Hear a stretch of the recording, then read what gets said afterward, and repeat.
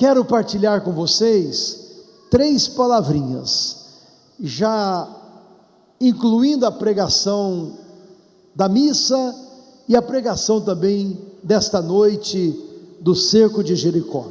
Quero também agradecer ao Padre Anderson, que foi extremamente generoso para comigo ao longo desse dia de hoje. Queridos irmãos e irmãs, o tema do nosso cerco, não é? Repletos do Espírito. O tema do dia, generosidade. E a liturgia de hoje nos coloca diante de Tomé, um personagem simpático. Muitos de nós nos parecemos com ele, muitos de nós somos muito semelhantes a ele, sobretudo quando exigimos de Deus provas da sua existência, provas do seu amor, provas de que Ele cuida de nós. Quantas vezes colocamos Deus na parede, ou o Senhor me mostra, ou eu não quero mais saber do Senhor. Se eu não ver um milagre acontecer, eu não vou acreditar mais. Quantas vezes nós estabelecemos tempo para Deus? O Senhor só tem mais este cerco para me atender. O Senhor só tem mais esta noite para me atender. Colocamos Deus na parede, exigimos de Deus, nos sentimos no direito de exigir, e a gente esquece às vezes, não é? Que a gente começa pedindo perdão a Deus na missa, e lá pertinho da comunhão, a gente ainda diz: Senhor, eu não sou digno de que entreis em minha morada. A gente se esquece, e aí a gente começa a fazer exigências para Deus, como se Deus fosse obrigado a me ouvir na hora que eu peço, do jeito que eu peço, do jeitinho que eu peço, da maneira como eu quero que as coisas aconteçam. Quero também saudar a querida dona Edna, mãe do Padre Anderson, mãe de 7 filhos. Eu ouvi lá sábado, na assembleia da nossa província eclesiástica em Sorocaba. Não foi isso, dona Edna? Eu estava 2 fileiras atrás da senhora, uma fileira atrás da senhora, lá em Sorocaba, no sábado pela manhã. Queridos irmãos e irmãs, família amada de Deus, então comecemos pelo repletos do Espírito. Com certeza este tema nasceu de oração do Padre Anderson, oração de vocês, oração dos intercessores, oração deste batalhão que ajuda a preparar, a organizar e a realizar cada cerco de Jericó aqui desta paróquia. Repletos do Espírito Santo. Eu penso que muitas vezes a nossa vida vira uma confusão, porque nós não damos espaço para o Espírito Santo nos plenificar. Sabe quando um menino assim, uma menina, uma criança fala coisas para o pai e para a mãe, e até diz às vezes para o pai: mas você não sabe, pai. Hoje eles dizem assim: sabe de nada. Nós somos assim às vezes com Deus.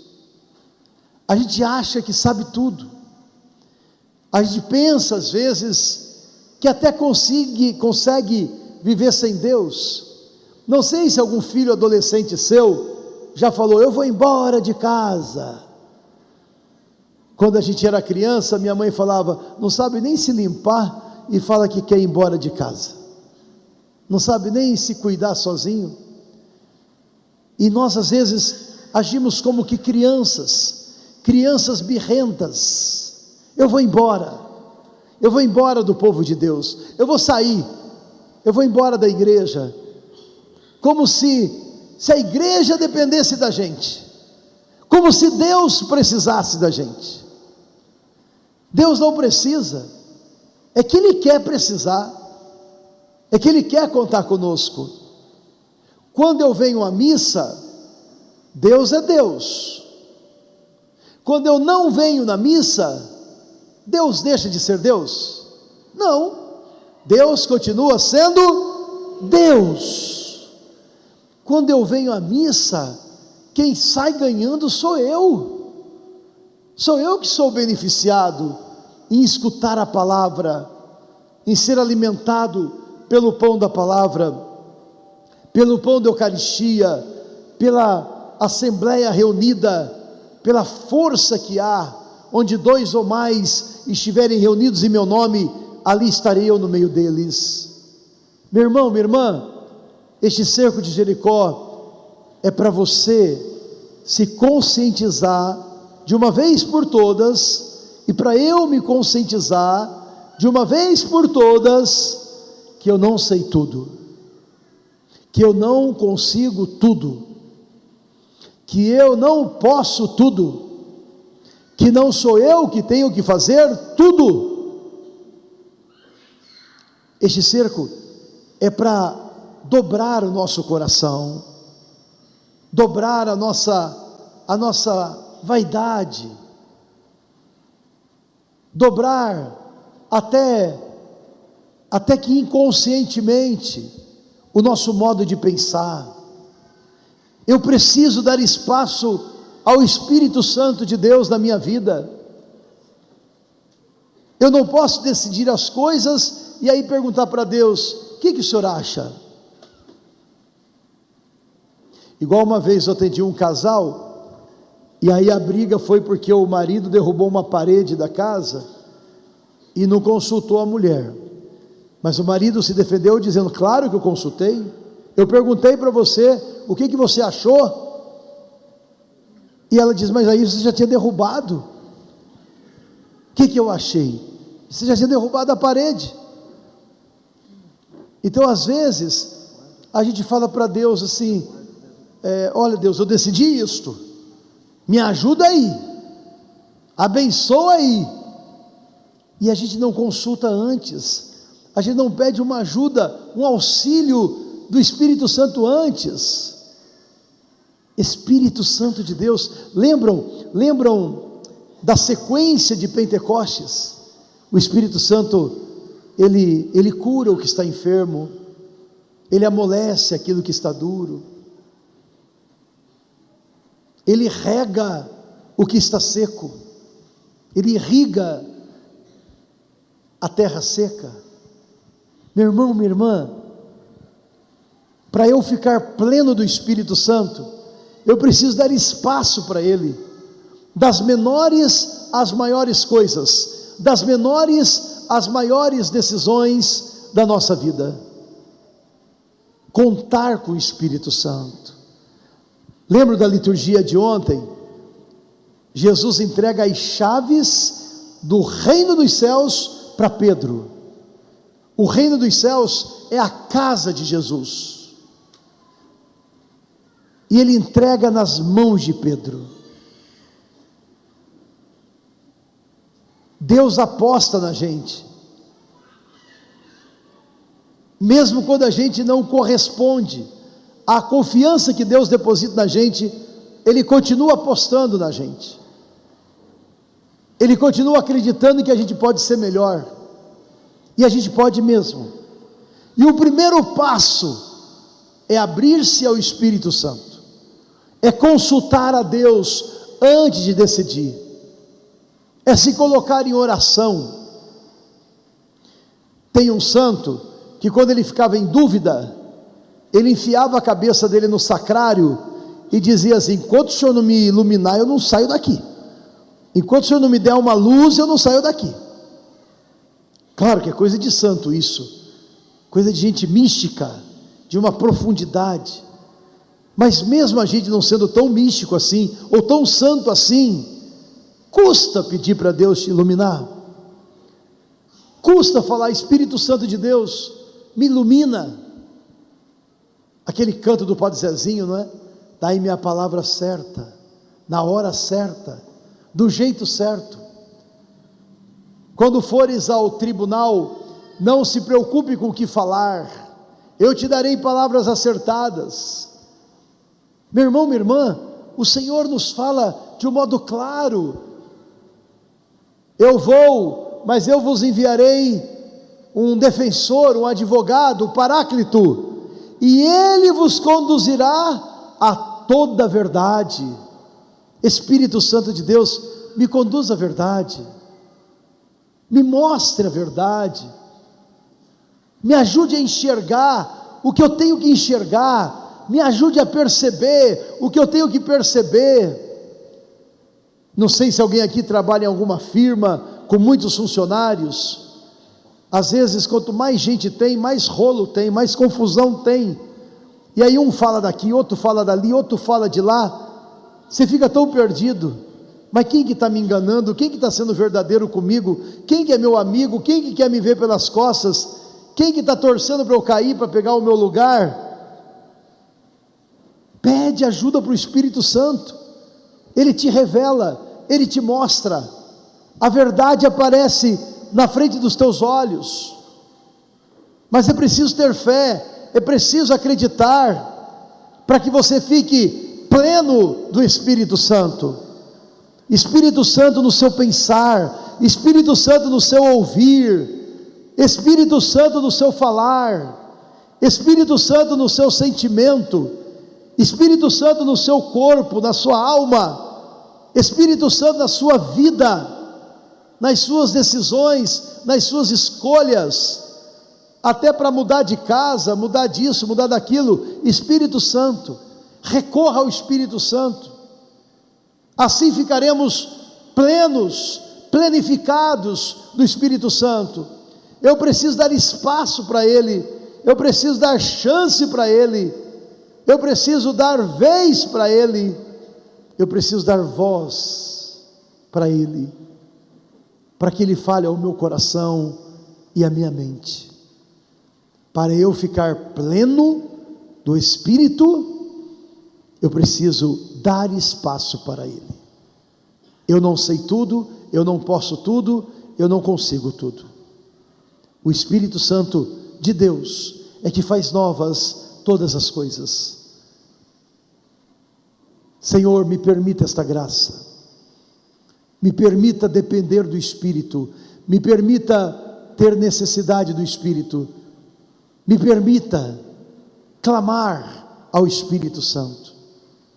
Me ajude, Senhor, a não dar um passo na minha vida sem antes consultar, escutar a voz do Espírito.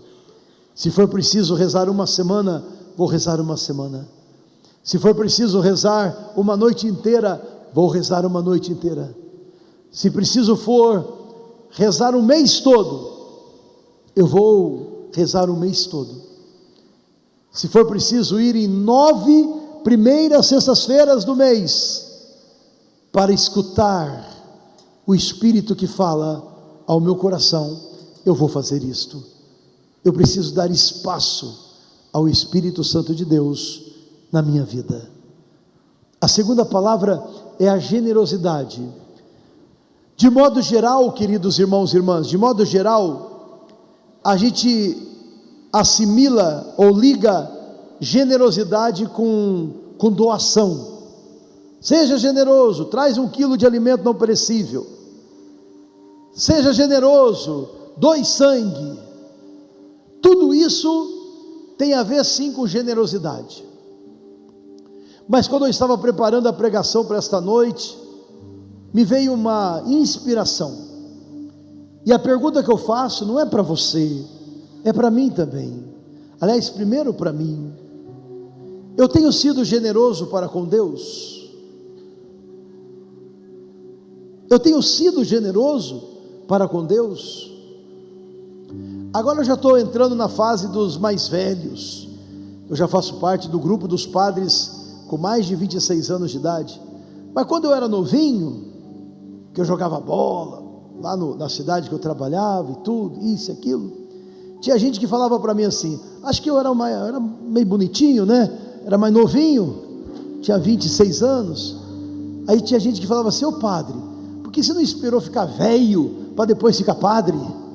Assim dava para aproveitar a vida. Mas será que eu só posso oferecer as minhas varizes para Deus? o meu reumatismo para Deus, a minha falta de memória para Deus, que agora já começa a esquecer as coisas? Será que só a minha cegueira que eu posso oferecer para Deus? O meu cansaço, só isso? Às vezes no domingo, não é? Eu não sei quais são os horários de missa aqui, lá lá em Louveira, na paróquia Coração de Jesus, tem um monte de horários de missas, no sábado, no domingo. Às vezes a gente vai deixando, eu vou na das 8, eu vou na das 9, eu vou na das 10, eu acho que eu vou na da tarde, eu deixo para o último horário, e acabo não indo. Aí chega uma visita, chega alguém, acontece uma coisa. Por que a gente já não acorda e já reza, já garante? A minha primeira ação no dia é para Deus, é falar com Deus. Meu irmão, minha irmã, você tem sido generoso para com Deus? Você tem priorizado Deus na sua vida? Ser generoso para com Deus? Será que a gente só está oferecendo o restinho? Quantas vezes, né? O nosso dízimo nunca sobra, porque a gente deixa por último. Deveria ser o primeiro. Meu primeiro compromisso: vou entregar o meu dízimo. Mas a gente vai deixando. Eu não sei como é que é com vocês, mas de modo geral, lá com a minha família, a gente sempre termina o mês no vermelho. Está sempre faltando um pouquinho. Generosidade para com Deus. A hora que eu estou com a maior vitalidade, eu ofereço aquele momento da minha vitalidade para me entregar nas mãos de Deus, para participar da missa, para ajudar nas obras sociais da minha paróquia, para socorrer os mais necessitados, para ajudar na educação religiosa, na consciência de fé no coração das pessoas. Ser generoso para com Deus é dar o meu melhor para Deus. Até quando eu estou doente, dar o meu melhor é não reclamar, é não brigar com Deus porque eu estou doente, mas é ressignificar a minha doença e oferecer aquela resiliência para Deus. Isso é ser generoso. Não achar que tudo é castigo. Perdi meu filho, Deus me castigou. Bati o carro, Deus me castigou. Caí de bicicleta, foi um castigo de Deus. Mas tudo é castigo. Nada é descuido, nada é uma falha minha. Tudo é castigo de Deus. É falta de generosidade. Às vezes a gente briga com alguém na comunidade, né? Ou com o padre, ou com o catequista, ou com o liturgista, sei lá. Aí a gente vai embora, não quer mais ir na igreja. É sempre Deus pagando o pato. Eu não gostei do que o padre falou, não vou mais na missa. Olha que falta de generosidade para com Deus.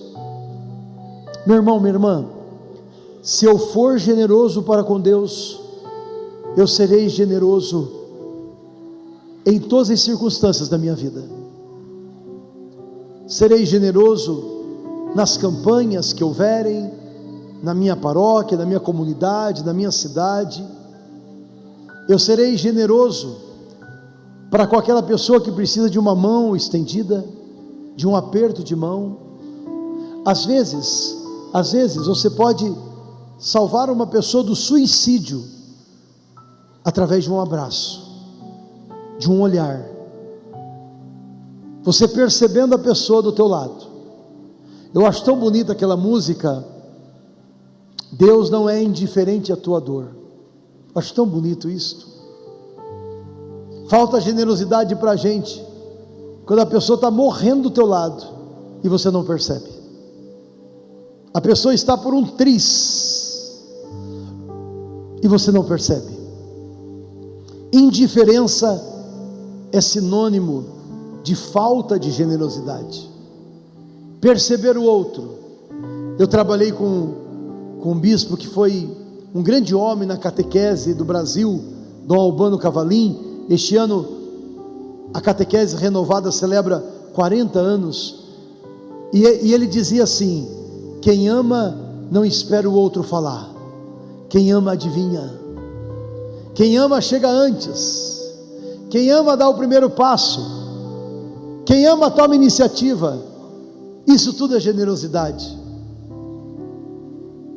Não tem que esperar a sua mulher falar que você não está prestando atenção nela.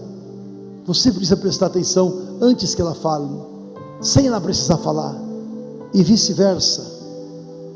O marido não tem que mendigar a sua atenção. Quem ama se doa, se entrega, se oferece, toma iniciativa, adivinha.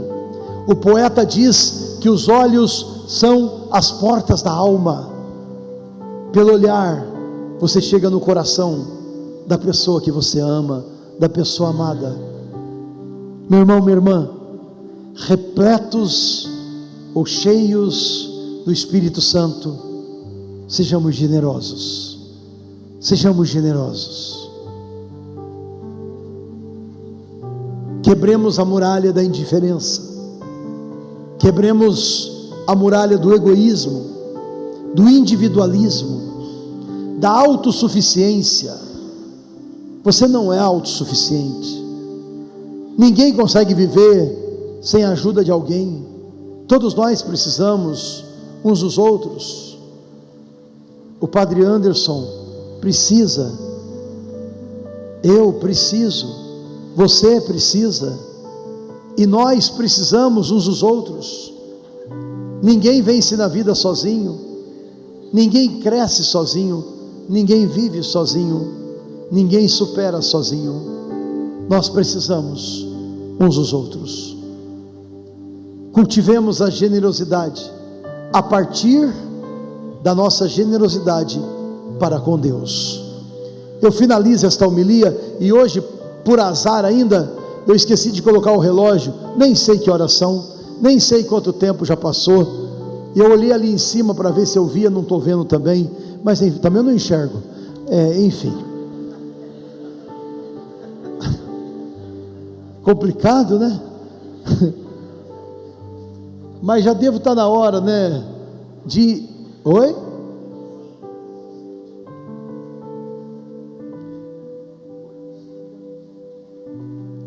Entendi. Eu estou fazendo o cálculo aqui, que horas que acabaria a pregação depois da missa, com a missa já rezada, porque até 8 horas terminaria a missa, 8h40, é isso, não é, Padre Anderson? 8h40 era o horário de terminar a pregação. Então tá ótimo, eu encerro por aqui a homilia dizendo o seguinte: faltou uma palavrinha, não faltou? Eu falei que ia falar 3 palavrinhas. Falei repleto do Espírito, falei da generosidade, e qual que é a terceira palavra, hein? A dúvida. Meu irmão, minha irmã, não vou me alongar não. Uma das estratégias mais usadas pelo diabo é a dúvida. Lembra quando Jesus foi para o deserto fazer aquele retiro de 40 dias e 40 noites, e o encardido apareceu lá, como dizia o Padre Léo, e o diabo se aproxima de Jesus dizendo assim: se tu és o Filho de Deus, se tu és, colocando em dúvida, se tu és o Filho de Deus, transforma a pedra em pão, pula daqui, se proste diante de mim, se tu és. Aí hoje o santo celebrado é Tomé, aquele que duvidou: se eu não colocar a minha mão nas suas chagas, se eu não enxergar com os meus olhos, eu não acreditarei. A dúvida. Eu não vou me alongar muito aqui não, só digo isto: marido e mulher, pais e filhos, amigos, irmãos de comunidade, não dê espaço à dúvida. Não dê espaço à dúvida se Deus existe ou não existe, se Deus te ama ou não te ama, se aqui neste altar o pão e o vinho se transformam em carne e sangue ou não, se Nossa Senhora é imaculada ou não, é virgem ou não. Não dê espaço à dúvida se o padre é um homem de Deus ou não, se você com seu batismo se torna membro da família de Deus ou não, se a água benta tem força ou não, se os sacramentos salvam ou não.